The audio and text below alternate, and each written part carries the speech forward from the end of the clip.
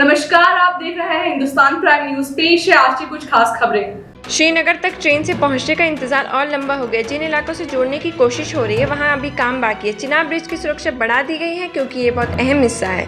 जब तक कुछ तैयार नहीं होता लोगों को थोड़ा और धैर्य रखना पड़ेगा। देश के ज्यादातर बिजली प्लांट नियमों को ठीक से पालन नहीं कर रही है। प्लांट सिर्फ अपने आसपास नहीं बल्कि दूर तक हवा और पानी को खराब कर रहे हैं। सरकार ने इसी को लेकर चिंता जताई है।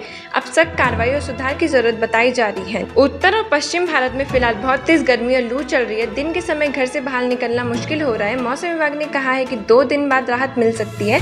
मई में बारिश आने की उम्मीद है जिससे गर्मी कुछ कम हो जाएगी। पहलगांव में हुए हमले की वजह से भाजपा ने अध्यक्ष पद का चुनाव टाल दिया। यह फैसला सुरक्षा स्थिति को लेकर हुआ। जब तक हालात सामान्य नहीं होते नड्डा अध्यक्ष बने रहेंगे। पार्टी ने कहा है कि नई तारीख बाद में तय की जाएगी।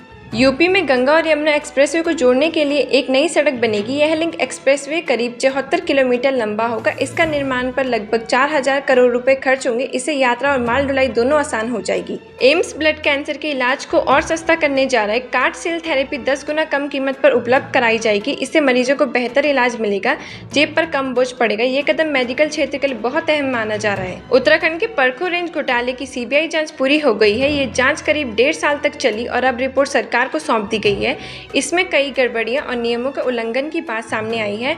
अब आगे की कार्रवाई शासन तय करेगा। चारधाम यात्रा को सुरक्षित बनाने के लिए खास तैयारी की गई है। यात्रा मार्ग पर अब 624 सीसीटीवी कैमरे लगाए गए हैं। एक कंट्रोल रूम में इन कैमरों की निगरानी की जाएगी।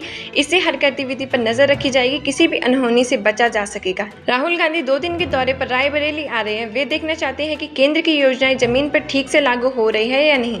वे लोग से मिलेंगे और उनसे फीडबैक लेंगे। इस दौरे के दौरान कई जगहों पर उनका कार्यक्रम तय है। कश्मीर में एक बार फिर पर्यटक बड़ी संख्या में पहुंचने लगे हैं। लोग कह रहे हैं कि कश्मीर को बदनाम करने की बजाय वहां आकर सच्चाई देखनी चाहिए। यहाँ के लोग मेहमान नवाजी से पीछे नहीं हैं। कश्मीर को फिर से धरती का स्वर्ग कहा जा रहा है। ऐसी ही खास खबरों के लिए हमारे चैनल को कीजिए लाइक, शेयर एंड सब्सक्राइब।